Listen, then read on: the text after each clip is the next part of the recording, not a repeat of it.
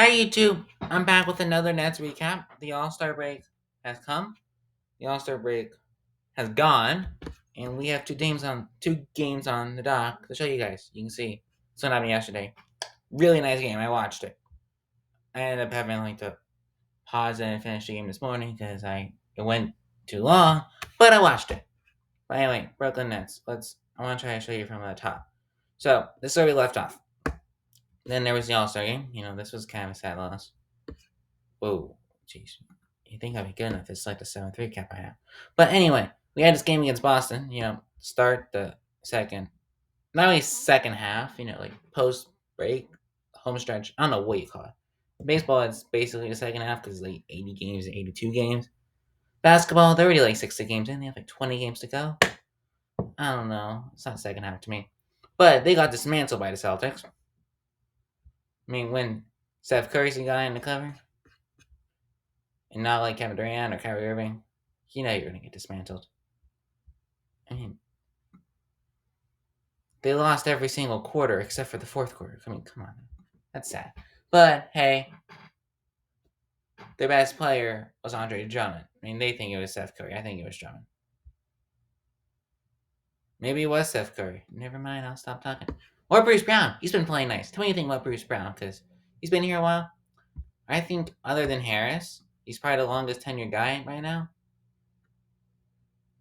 He's coming around this year. He started off cold, but he's heating up at the right time. I think he's gonna make a difference in these last like 3 weeks. Yeah, but this game was kind of sad. But then we had this game.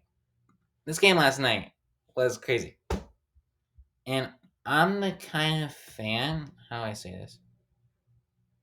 Who likes more modern things. So like I liked how the Nets were fouling the Bucks when they were up by 3, so that the Bucks would go to the line, and then the Nets would be up by 1, and then they keep fouling and so on. I like that. It was a crazy game at the end. You can see the Bucks started off hot. They were up by like 6 at the end of the quarter. At the end of the half, sorry. The Nets had a really good third quarter, sorry. Fourth quarter was equal. But the third quarter, I remember at least like 2-3 years ago. Tell me how long it was. The year that the Nets had D'Angelo Russell and they made the 6th seed. That team basically lived on the third quarter. Like if they won the third quarter of the year, they would win the game. If they lost the third quarter, they would lose the game. That was a good team. I think this team could try to be more like that. So yeah, like this is a good sign for me. And then they just kept it even in the fourth quarter. This was a nice game.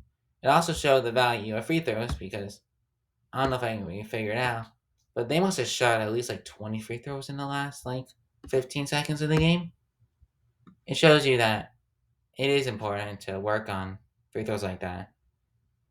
And trying, they didn't do this, but like working on intentionally missing a free throw to rebound it to yourself or to like the big man. Because I think the Nets had a couple chances to do that last night, and all that they won, I think it would have been a little nicer of a win. Especially at the end when the Bucks had like 2 minutes. Not 2 minutes, like 2 seconds. Wow, man. You can tell it's a Sunday morning. They had 2 seconds and they were like down by like 2, and I thought, hey, tell Giannis, hey Giannis, you have 2 seconds, go shoot a half court shot. I'd have liked the chances there. But hey, they came through, it worked out, we're fine.